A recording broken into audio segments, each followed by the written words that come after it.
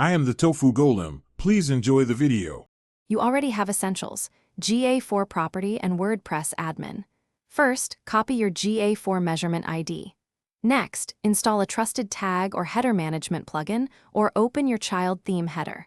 Once done, paste the measurement ID into the plugin's GA4 field or add the global site tag to header. PHP.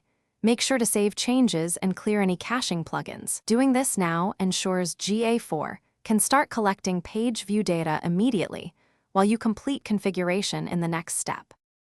Now focus on configuration details so data is accurate. Enable enhanced measurement in GA4 for scrolls, outbound clicks, and file downloads. Configure cross-domain if you use subdomains or external checkout. If using Google Tag Manager, create a GA4 configuration tag with your measurement ID and trigger on all pages.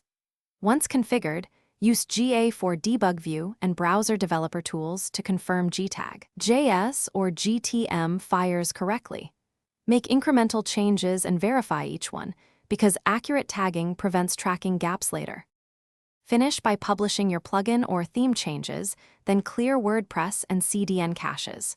Check GA4 real-time and debug view to confirm page views and events appear. Configure conversions by marking key events as conversions in GA4.